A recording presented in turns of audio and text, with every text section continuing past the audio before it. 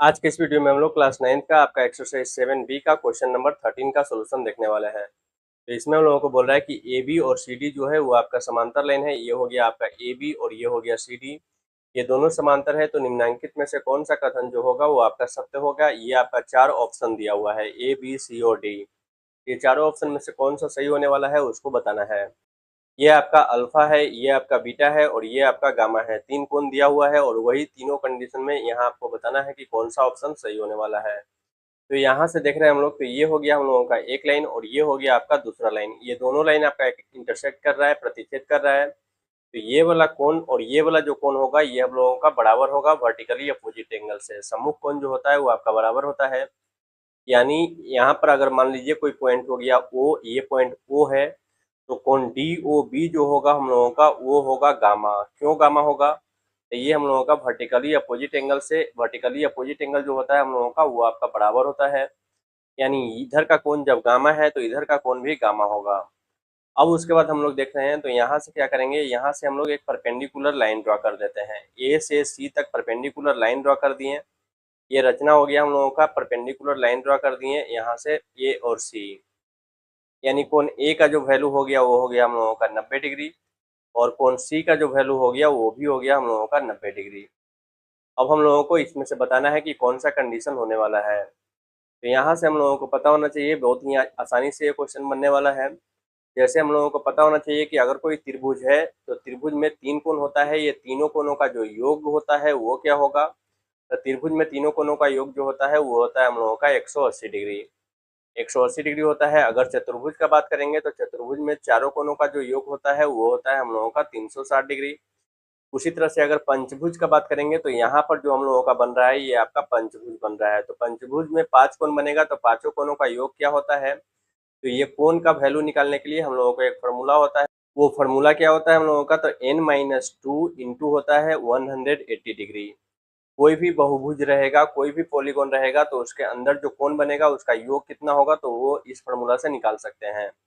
जैसे ही आपका त्रिभुज है तो त्रिभुज में तीन कोण होता है, तो तीन माइनस एन का वैल्यू हो जाएगा 3 - 2 करेंगे और गुना करेंगे 180, तो हम लोगों को आ जाएगा 3 - 2 1, और एक को जब 180 से गुना करेंगे तो हम लोगों को होता है 180 डिग्री। उसी तरह से यहाँ आपका चतुर्भुज है तो चतुर्भुज में आपका चार कोण होगा, तो एन का वैल्यू 4 पुट करेंगे, 4 - 2 और गुना करेंगे 180, तो 4 में से 2 घटेगा तो 180 2 बचेगा और 2 में 180 से गुना करेंगे तो हम लोगों का 360 आता है।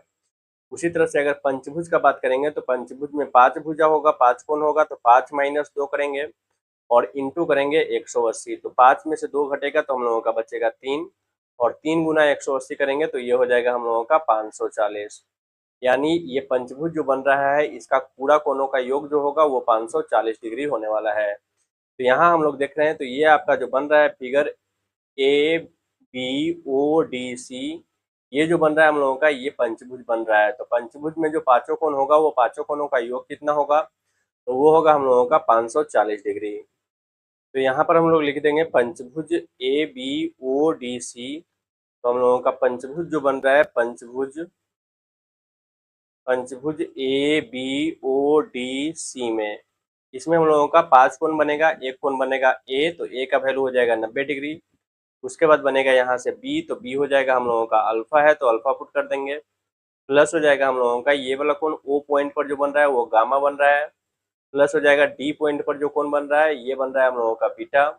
और उसके बाद हम लोगों का बन रहा है सी पर 90 डिग्री, और ये पांचों कोणों का जो योग होगा वो होगा हम लोगों का 540 डिग्री। 540 डिग्री कैसे होगा अभी मैंने बताया। अब इसके बाद यहाँ से देखेंगे तो ये हम लोगों का 90 और ये 90, 90 प्लस 90 हो जाएगा 180, और इधर बच जाएगा आपका अल्फा प्लस बीटा और प्लस हो जाएगा गामा, बराबर हो जाएगा 540 डिग्री। तो ये आपका 180 इधर प्लस में है, इस साइड से इस साइड आएगा तो हो जाएगा हम लोगों का माइनस में। यानी alpha plus beta plus gamma हो जाएगा 540 डिग्री माइनस 180 डिग्री। और ये 540 में से 180 घटेगा तो हम लोगों का बचेगा 360 डिग्री। यानी alpha plus beta plus gamma बराबर 360 डिग्री आ रहा है। तो यहाँ देख लेंगे हम लोग कौन सा ऑप्शन में आ रहा है alpha plus beta plus gamma 360 degree, तो वो है हम लोगों का ऑप्शन नंबर बी में। यानी इसका आंसर हो जाएगा ऑप्शन नंबर बी। तो इस तरह से बन जाएगा हम लोगों का क्वेश्चन नंबर 13। आशा करते हैं कि आप लोगों को मेरा ये वीडियो अच्छा लगा होगा। अगर अच्छा लगा तो प्लीज़ चैनल को सब्सक्राइब तथा वीडियो को लाइक शेयर तथा हाइप जरूर कर दें। धन्यवाद। राधे राधे।